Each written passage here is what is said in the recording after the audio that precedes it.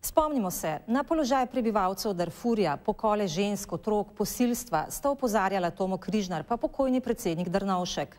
Več kot 100 000 ljudi je pokolom ubežalo in so zdaj kot begunci v Čadu, brez vsega ranljivi. 14 Slovencev, vojakov, ima zdaj tam priložnost, da jim nekoliko pomaga, jih varuje. Novinar Jure Brankovič je bil tam, pokazali so mu, kako živijo. Kakšno bolj ali manj nevarno je lahko njihovo delo. O pomenu takšnih misij pa se je pogovarjal tudi z enim izmed prvih slovenskih udeležencev misij, ki je pred 40 leti sodeloval pri zagotavljanju miru na območju Gaze, ki je zdaj znova v vojni. Jure Brankovič. Pristanemo v Čadu. Po začetku boja v sosednjem Darfurju so postali takšni prizori konvojev beguncev vsakdanji. Za številkami se skriva nešteto malih zgodb, bolečine, bega in trpljenja. Preko sušene dežele poletimo do Forčane, kjer je 14 Slovencev, ki ščiti prebegle Sudance. Okoli skorajda utrdbe naših vojakov v francoski bazi vidimo eno najbolj špartanskih ureditev. Tole so kopalnice na prostem in te sive cevi se uporabljajo v namen, ki bi ga težko našli v vojaškem priročniku. Lokaciji so prilagodili novoletno jelko in hišne ljubljence. Najtežje, čeprav zanimivo, je patruliranje, pove podesetnik Andrej Rajš. Ja, ponovadi ena patrulja na dan in tudi pol še naprej za 3 dni, ampak so se tudi dodajali dnevi. Takšno patruliranje, ki je vsakodnevna naloga, se lahko zaradi nepričakovanih težav, kot je na primer neprehoden vadi, zavleče tudi za kakšen dan. Zato mora biti enota vse skozi samooskrbna. Najdemo neko primerno mesto za prenočitev in tam prenočimo. Čist posle, terenske, postavi se varovanje. Bojnih akcij, nevarnih srečanj pa tudi tokrat ni bilo. Ne, z uporniki ni bilo stikal s temi lokalno vojsko, samo mahanje. Pač pozdravljanje. A z napadom so se, kot pojasni irski major Brownan, junija srečali Nizozemci in Irci.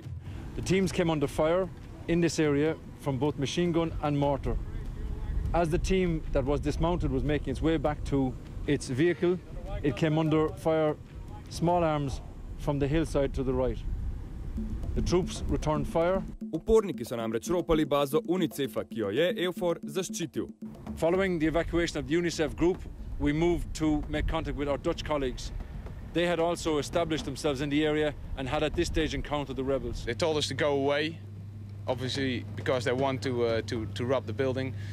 Now that's not an option, that's never an option, so we stayed there. Po nekaj minutah so uporniki popustili in ukradena vozila vrnili. The leader of them came towards me and handed over the keys of the vehicles and told me that they don't want any problem with EUFOR troops. That was something, a sign, I think, of slightly respect, and they saw that we were not afraid. A evropske sile imajo še druge težave. Povprečju pride na območje delovanja en vojak na ozemlje velikosti Slovenije. Ob tem ima država velikosti nekaj 100 naših držav, vsega 80 km asfalta in 300 makedama. Vse ostalo je brezpotje, pojasni vodja zaledne baze. To transport any goods from Abeshe from Jamena to Abeshe, after that to the Iriba, we need to be on the road minimum altogether 7 days. In to za dobrih 1500 km v sušni dobi. Promet, predvsem oskrbovanje oddaljenih baz, tako večinoma poteka le po zraku. To transport people only one way to use the tactical air transport. To transport goods, it depends of quantity of these goods. Usually we try to use the tactical air transport. Ob tem so vojaki omejeni tudi s pooblastili, pove poveljnik slovenskega kontingenta v Čadu. In če bi uporniki napadli tik ob njih, katero orožje bi sploh lahko uporabili?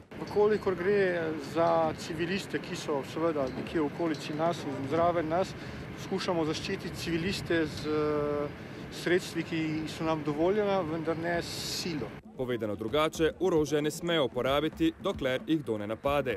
Ali je to dovolj, vprašamo Toma Križnarja, ki je na tamkajšnje dogajanje opozoril svetovno javnost. Vojska lahko samo da občutek beguncem, da tam nekdo zraven je. Vojaki najbrž vlivajo vendarle neko spoštovanje, da svet ni pozabil teh ljudi. Da Sudan ne bi utonil v pozabo, opominja Križnar s filmom in dobrodelnimi umetniškimi projekti. A opozarja, da tudi pretirana nenadzorovana pomoč lahko celo škoduje. Vsi po vrsti zdaj samo še čakajo ne oblakov z dežjem, ampak letala s pomočjo.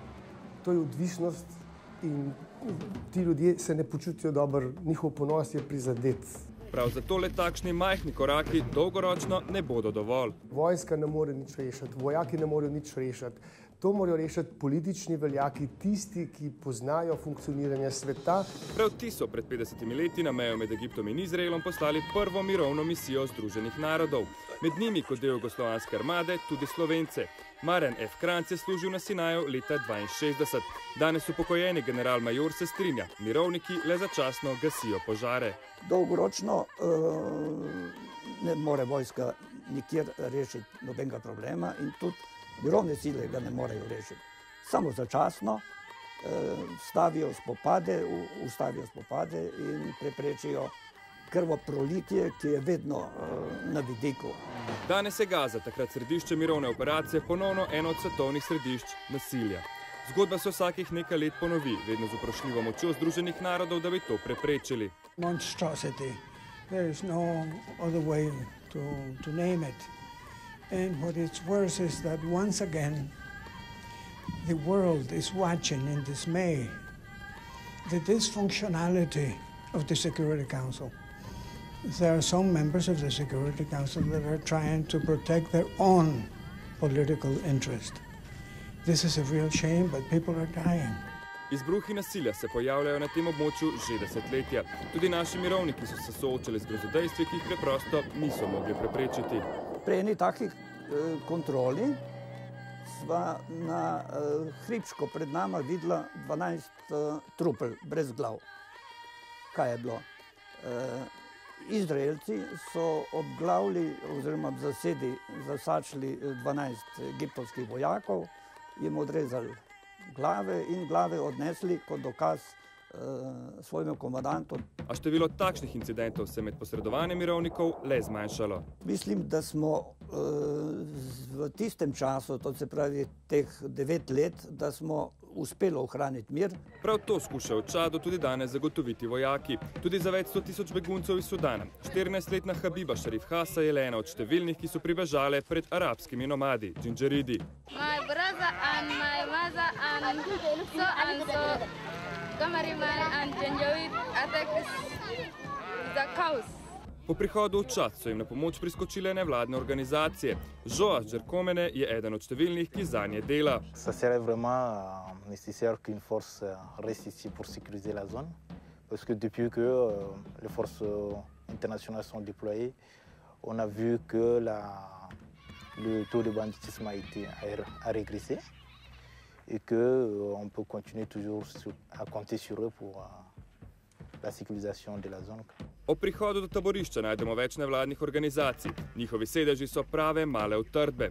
Poročnik Jeremy Negel nas spremi do begunskega taborišča. Here we are at the entrance of the camp. It's a refugee camp. It's people from Sudan, Darfur region, and they have come here because of the fight here in Darfur. Van ne smemo, saj dovoljenj čadskih oblasti ne dobimo. A poročnik nas opozori na porušena razmerja, posledico nevladnih organizacij. Recently they have discovered that one of the problem is that maybe they live in a way in better condition than a simple small village of the east of Chad. So they try now, NGOs try to help also the local people because sometimes in their village they don't have water, they don't have school. Lokalno prebivalstvo, tole je glavna ulica Forčane, slovenski bazi najbližjega mesta, pa je zaradi mirovnih enot tudi bolj varno pred banditi, ki so navadno plemensko povezani s policijo. Zdaj vse v okolici baz mirujejo. Prav zaradi varovanja beguncev je namestitev evropskih enot tukaj v Čadu zelo pomembna. Varujejo tudi nevladne organizacije in to bo trajalo vse do marca, ko jih bodo nadomestile enote Združenih narodov. Iz Čada za Pop TV Jure Brankovič. In do konca marca bo vlada odločila, kam, če sploh še pošiljati fante in dekleta na mirovne misije. Vojaki na delu v tujini kot del humanitarnega posredovanja pa je vsekakor odločitev, ki bi jo morala vlada v današnjem globalnem svetu še naprej podpirati.